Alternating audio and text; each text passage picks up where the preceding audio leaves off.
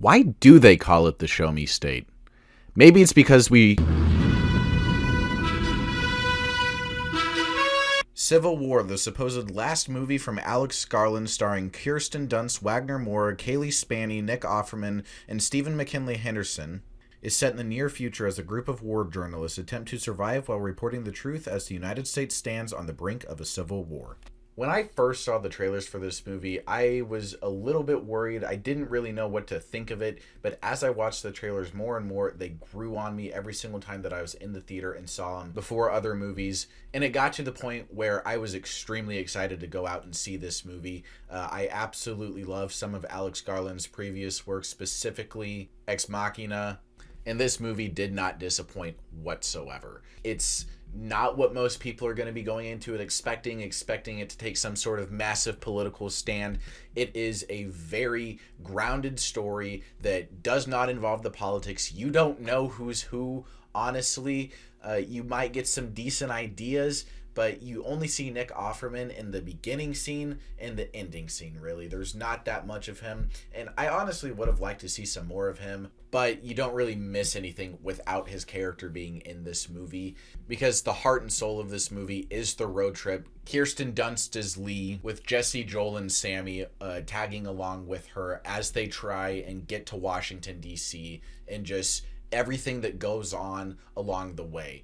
The themes in this movie are so strong. How tight this script is, how insanely good the sound is, how insanely good the cinematography is.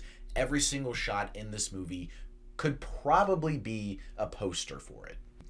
But more onto the sound of this movie, you really feel like you're there sometimes to a fault where it's almost too much and your ears start to hurt, but most of the time it makes you feel like you're right there. I was sweating by the end of this movie. It is so intense. The tension that it builds throughout every single action sequence, specifically the final one, is absolutely fantastic.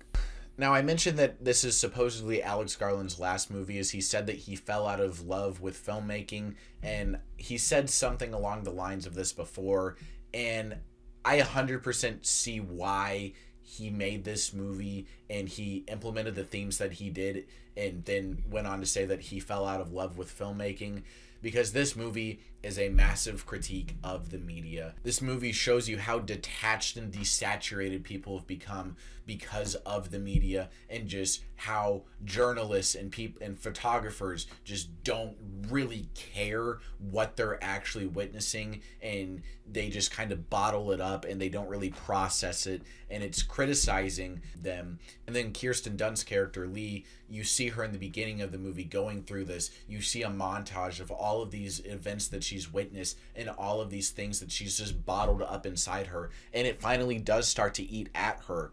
And then she meets Jesse, and she gives her all of this advice, basically what to do, how to be a journalist, how to handle yourself. And by the end of the movie, without getting into too many spoilers, she just becomes a complete monster and becomes what Lee was at the beginning of this movie.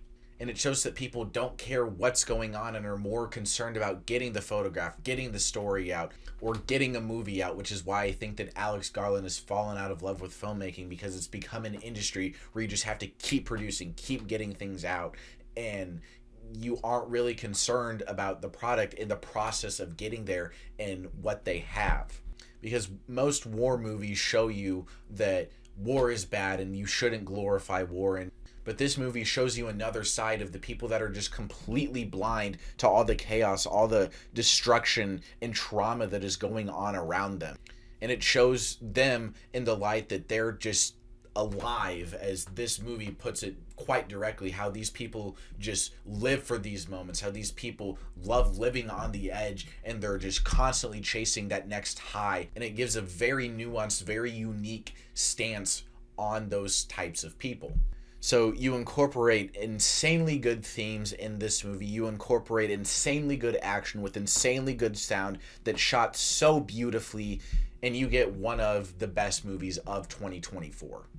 I don't really have too many complaints about this movie. There's about a 10-minute section in the middle of it where it kind of slowed down, and there are some scenes where they slowed the tension down and not really much happened with the story, because every single scene really felt like it had a purpose besides about these 10 minutes. But that's not to say that this movie is pace bad at all, because it's still entertaining, it's still tension filled. It just doesn't feel like there's as much of a purpose to that very brief section of this movie. This movie comes in at an hour and 49 minutes, and it's phenomenal. It doesn't need to be a second longer, even though, like I said, I would have liked a little bit more Nick Offerman as president.